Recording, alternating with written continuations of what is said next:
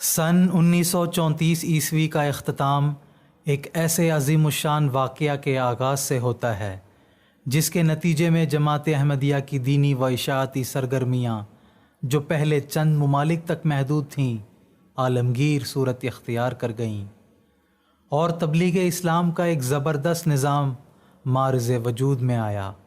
تحریک جدید، جس کی بنیاد خدا تعالیٰ کی مشیت خاص اور اس کے القاء سے حضرت خلیفۃ المسیح الثانی رضی اللہ تعالی عنہ کے ہاتھوں سے رکھی گئی۔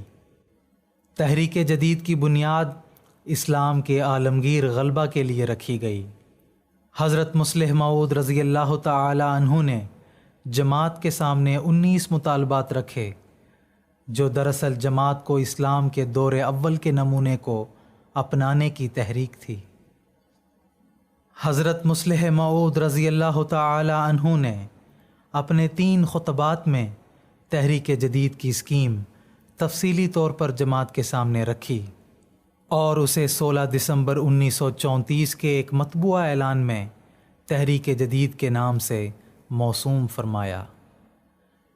اس تحریک کے پرشوکت اعلان کے ساتھ ہی اللہ تعالیٰ نے اس کی کامیابیوں کے حوالے سے عظیم الشان پیشگوئیاں عطا فرمائی ہیں۔ افراد جماعت نے بھی اپنے محبوب امام کی آواز پر سمعنا و اطعنا کہتے ہوئے مطالبات تحریک جدید کی تعمیل میں اخلاص و قربانی کا شاندار مظاہرہ کیا۔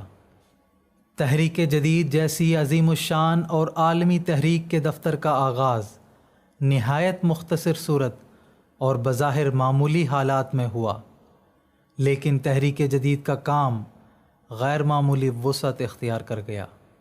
اس تحریک کے قیام کے چند سال میں ہی جماعت احمدیہ کی مضبوط شاخیں دنیا کے مختلف ممالک میں قائم کی گئیں۔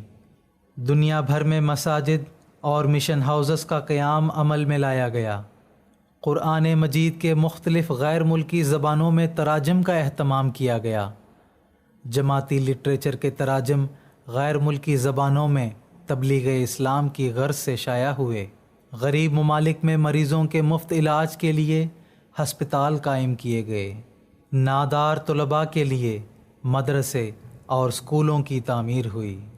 آج خلافت احمدیہ کی عظیم الشان روحانی قیادت میں تحریک جدید کے نتیجے میں جہاں دنیا بھر میں تبلیغ اسلام کے لیے ایک کثیر رقم اکٹھی ہو رہی ہے، وہیں مخلصین جماعت اس تحریک میں اپنی زندگیاں وقف کر کے اکناف عالم میں احمدیت یعنی حقیقی اسلام کا پیغام پہنچا رہے ہیں اور خدمت انسانیت کے میدانوں میں بے لوث خدمات سر انجام دے رہے ہیں۔